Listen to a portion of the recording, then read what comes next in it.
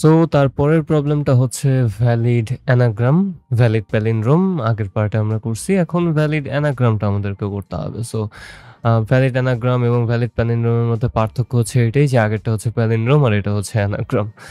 That was a bad joke. যাই হোক, so valid anagram.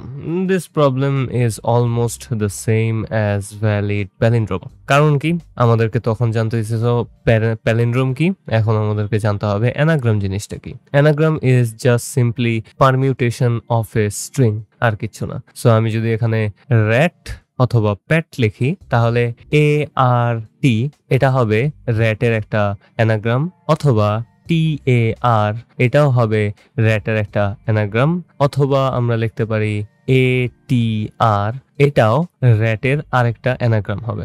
So এক কথায় যত ধরনের পারমিউটেশন হইতে পারে, পারমিউটেশন কি সেটা যদি জেনে না থাকেন তাহলে প্লিজ দয়া করে ক্লাস 12-এ ফিরে যান, এইচএসসির বইটা খুলে সেখান থেকে পারমিউটেশনটা দেখে নেন। ওকে, একটু ফ্লেক্স মারলাম, আমি ম্যাথ পারি, please don't take it seriously, joke মারতেছিলাম ভাই। যাই হোক, সো কথায় ধরতে গেলে যে আমরা উল্টা পাল্টা কইরা যদি সেম জিনিসটা পাই, কোথায় আমাদের কাছে একটা ওয়ার্ড অথবা একটা সেন্টেন্সের মতো দেওয়া থাকবে, ওইটাকে আমরা উল্টা পাল্টা করে আরেকটা ওয়ার্ড অথবা সেন্টেন্স দেওয়া থাকবে, দুইটার সেম কিনা সেটা আমাদেরকে বের করতে হবে, আর কিছু না। সো জাস্ট সিম্পলি যদি আমরা ফার্স্ট এক্সাম্পলের দিকে একটু তাকাই তাহলে আমাদেরকে এখানে দেওয়া আছে ফার্স্ট এক্সাম্পলে এস এবং টি এই দুইটা স্ট্রিং আমাদের কাছে দেওয়া আছে, এবং এই দুইটা স্ট্রিং এর ভেতরে প্রথম স্ট্রিংটা হচ্ছে অ্যানাগ্রাম, এবং আমাদেরকে বের করতে হবে টি যে স্ট্রিংটা দেওয়া আছে এটা কি এস এর অ্যানাগ্রাম কিনা। মিনিং হচ্ছে এই যে এস যে স্ট্রিংটা আছে সেটাকে উল্টা পাল্টা কইরা আমরা কি নাগারাম পাবো কিনা। ইয়েস,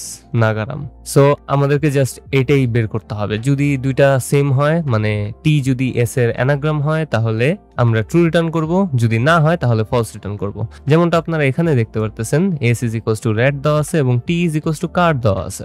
এখানে তিনটা ক্যারেক্টার আছে, আর, এ এবং টি, এবং কারের ক্ষেত্রে যদি লক্ষ্য করেন তাহলে তিনটা আছে, CAR। এখানে ডিফারেন্সটা কি, র্যাটের ভেতরে কোনো সি নাই, তো আমরা এটাকে ফলস রিটার্ন করতে হবে, যেটা এখানে করা হয়েছে। এন্ড আমি আর একটু এলাবোরেট করব ফার্স্ট ইয়ার ক্ষেত্রে, ফার্স্ট এক্সাম্পলটার ক্ষেত্রে যদি লক্ষ্য করেন তাহলে দেখবেন যে ANAGRAM এটার ভেতরে এ আছে 3 বার, এন আছে একবার, জি আছে একবার, আর আছে একবার, এন্ড শেষ। এই তো ANGR, এই চারটা ক্যারেক্টার আছে, এ আছে সবচেয়ে বেশি বার।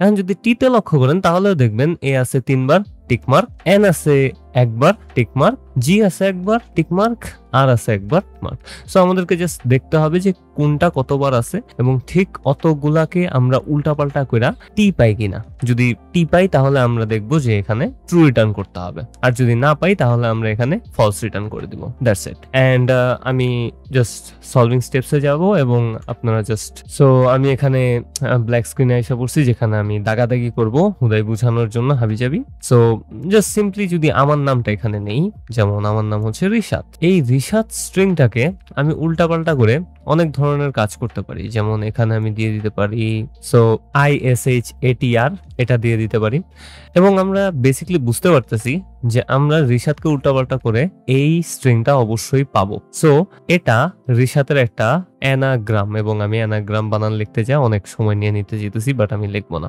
এন্ড আমরা এভাবে আরো অনেক ধরনের কম্বিনেশন করতে পারি, কিন্তু এখান থেকে আমরা কিভাবে এটা বের করব যে আসলে এটা অ্যানাগ্রাম কিনা, এবং এটা প্রায় ইম্পসিবলের কাছাকাছি যদি আপনি ব্রুট ফোর্সের মাধ্যমে এটা করতে চান, অথবা একটা ফর লুপ চালায় সবগুলা চেক করবেন এখান থেকে এখানে, আপনার time complexity O of N স্কোয়ারের উপরে যাবেই যাবে, গ্রেটার দেন হবে, just greater than O of N square হবে। যাই হোক, কিন্তু আমাদের এটার জন্য একটা টেকনিক লাগবে। টেকনিক কি কি হইতে পারে, আমাদের আইডিয়া লাগবে যে আসলে আমরা কিভাবে এটাকে সলভ করতে পারি। যেমন এখানে রিশাতের জন্য আমি আবারও অন্য আরেকটা অ্যানাগ্রাম লিখে দিই। সো রিশাতের জন্য তাশরি। ইয়েস। সো আমরা এটা কিভাবে বুঝবো যে এটা অ্যানাগ্রাম কিনা? এখন কি আমি রিশাতের সবগুলা পারমিউটেশনকে একে একে লিস্ট করব, একটা লিস্টের ভেতরে ঢুকাবো, দেন চেক করব যে তাশরি ওই লিস্টের ভেতরে আছে কিনা, নাকি অন্য কোনো ক্লেভার টেকনিক আমাদেরকে ইউজ করতে হবে? সো একটা জিনিস দেখেন আপনারা, যে আমি এখানে আর একটু সিম্পল একটা এক্সাম্পল নিই। আমাদের কাছে ABDC আছে, এটা হচ্ছে আমাদের এস ভ্যালুটা, এবং টি ভ্যালুতে দেওয়া আছে DCBA, অবশ্যই টি এস এর একটা অ্যানাগ্রাম, কারণ ABCD এটাকে উল্টাপাল্টা করলে আমরা DCBA পাবোই পাবো। এখন একটু যদি খেয়াল করেন, আমরা যদি এস এর সবগুলাকে সর্ট করে দেই তাহলে আমরা কি পাবো? ABCD। এবং আমরা যদি টি এর সবগুলাকে সর্ট করে দিই তাহলে আমরা পাবো ABCD। সো যদি আমরা আমাদের এস এবং টি কে সর্ট করার পর সেম জিনিসটা পাই তাহলে আমরা ট্রু রিটার্ন করে দিব, আর যদি না হয় তাহলে false. Simple as that, right? আমরা জাস্ট সর্ট করব, সর্ট করে দেখব যে সর্ট করার পর দুইটা সেম কিনা। যদি দুইটা সেম হয় তাহলে ট্রু, যদি সেম না হয় তাহলে ফলস। এটাই আসলে। সো সিম্পলি আমাদেরকে একটা সর্টিং অ্যালগরিদম জানতে হবে। সর্টিং অ্যালগরিদম অনেক ধরনের হতে পারে, আমি রেকমেন্ড করব কুইক সর্টটা আপনারা শিখে নেন, এবং এটা আমি ইমপ্লিমেন্ট করব না, কারণ this is not the efficient way. Efficient way কেন না? কারণ এটার জন্য সর্ট করতে আমার O of n log n সময় লাগবে, এবং এটার জন্য সেম পরিমাণে O of n log n সময় লাগবে, এবং এটা থেকেও বেটার একটা ওয়ে আছে এই প্রবলেমটাকে সলভ করার। সো আমরা সর্টিংটাকে আপনারা চাইলে ইমপ্লিমেন্ট করে দেখতে পারেন, অবশ্যই সাবমিট হবে এবং এটা খুবই এফিশিয়েন্ট হবে, অত স্লো হবে না, এবং পাইথনে এটা খুবই তাড়াতাড়ি করা যায়, জাস্ট 2 লাইনের কোড লিখলেই হয়ে যায় আসলে ভাই। যাই হোক, বাট জাস্ট সিম্পলি আপনারা এটা নিজেরা ইমপ্লিমেন্ট করে ট্রাই করতে পারেন। সিম্পল একটা টেকনিক, জাস্ট আমরা এস কে একবার সর্ট করব, টি কে একবার সর্ট করব, সর্ট করার পর চেক করব সমান কিনা, যদি সমান হয় তাহলে ট্রু রিটার্ন করব, যদি সমান না হয় তাহলে ফলস রিটার্ন করব। Simple as that.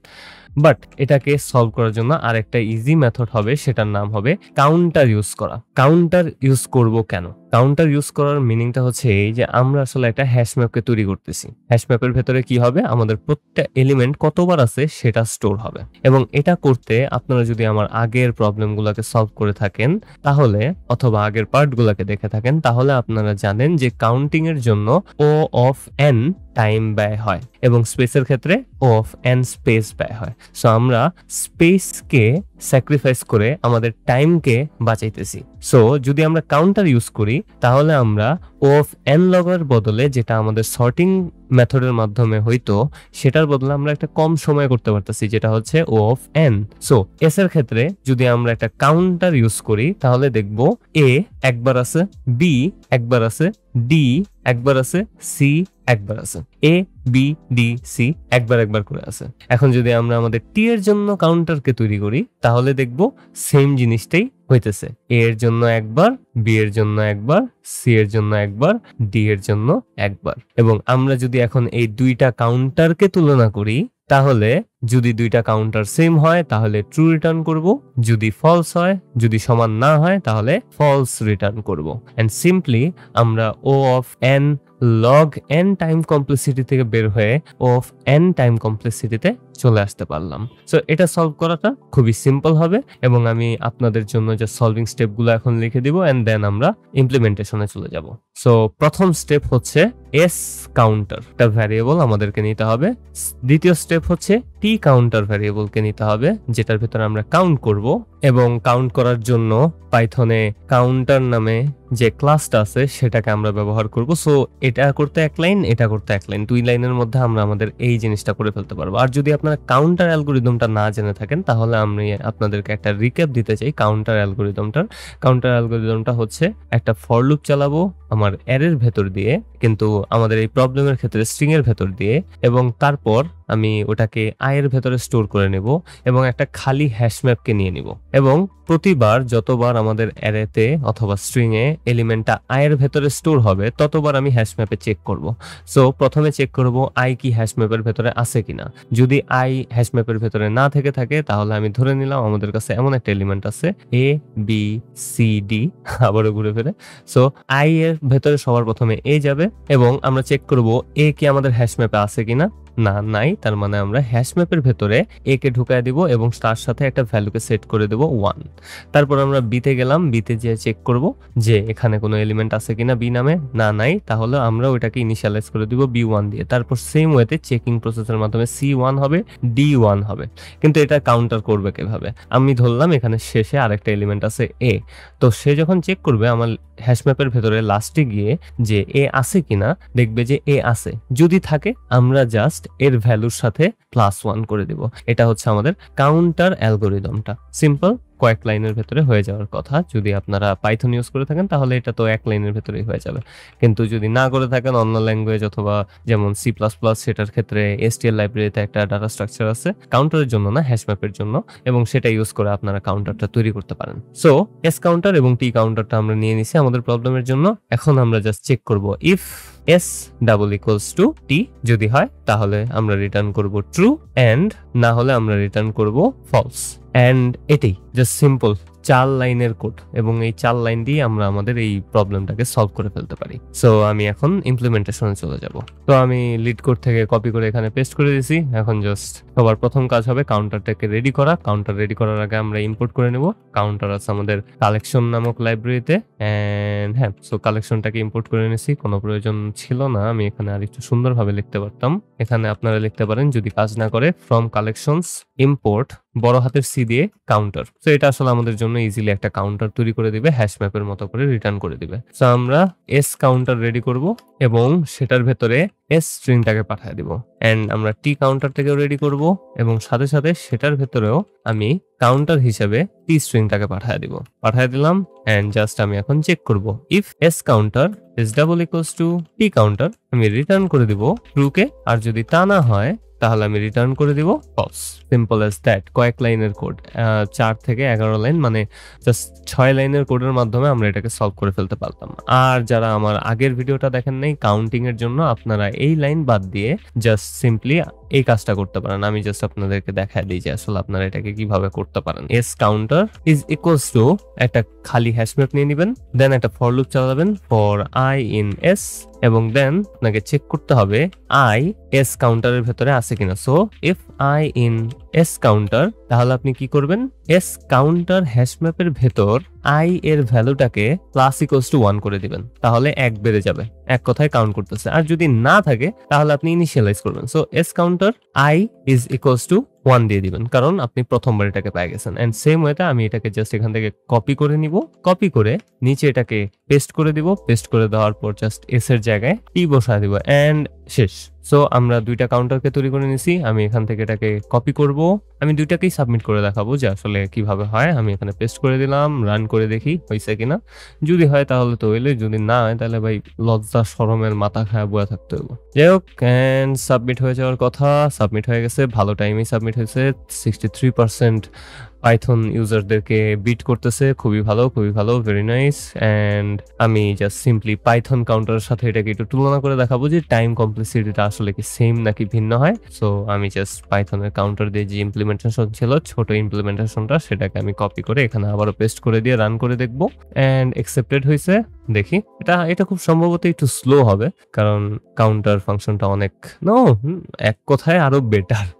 সো আপনি নিজে থেকে ওটাকে ইমপ্লিমেন্ট করতে পারেন, অথবা আপনি পাইথনের বিল্ট ইন কাউন্টারকে ইউজ করতে পারেন। আশা করি আপনারা এই প্রবলেমটা বুঝতে পারছেন, সলিউশনটা বুঝতে পারছেন। সলিউশনটা রিলেটিভলি অনেক ইজি ছিল, জাস্ট আপনাদেরকে এই ট্রিকটা নিতে হইতো। আপনারা সর্টিং এর মাধ্যমে এটাকে সলভ করতে পারেন এবং অ্যাকসেপ্টেড হবে, কিন্তু এটা খুবই স্লো হবে। এটা আমি ট্রাই করে দেখছি। অ্যান্ড আরো অনেক বিভিন্ন মেথড আছে যার মাধ্যমে আপনারা এটাকে নর্মালাইজ করতে পারেন, যেমন সেট ইউজ করতে পারেন। কিন্তু সেট ইউজ করলে সমস্যা হবে যে আপনি এটাকে আসলে বুঝতে পারবেন না যে আসলে কিভাবে কি হইতেছে, কারণ এটার ভিতরে কাউন্ট করার মতো কিছু নাই। মানে হচ্ছে যে আপনি এই যে এখানে 3 বার আছে, ওইটা আপনি সেটের ভেতরে কাউন্ট করতে পারবেন না। এক কথায় আপনাকে কাউন্টার ইউজ করতে হবে অথবা সর্টিং ইউজ করতে হবে। পাইথনে সর্টিং এর জন্য আলাদা ফাংশন আছে এবং সর্টিং এর জন্য অন্যান্য ল্যাঙ্গুয়েজেও ফাংশন আছে, আপনারা সেগুলোকে দেখে নিতে পারেন। এন্ড আশা করি আপনারা এটা বুঝতে পারছেন। এন্ড পরের প্রবলেমটা একটু ট্রিকি হবে, সেটার নাম হচ্ছে লংগেস্ট প্যালিন্ড্রোম। এটা শুনতে কিছুটা ভ্যালিড প্যালিন্ড্রোমের মতো মনে হয়, কিন্তু এই প্রবলেমটা কিছুটা ভ্যালিড অ্যানাগ্রামের মতো। আসলে ভ্যালিড অ্যানাগ্রাম এবং প্যালিন্ড্রোম এই দুইটার মিক্স, কিন্তু সলিউশনটা একদমই এই দুইটার ধারে কাছেও নাই। সো যাই হোক, আশা করি আপনারা এটা বুঝতে পারছেন এবং পরের পার্টে আমরা লংগেস্ট প্যালিন্ড্রোমকে সলভ করব।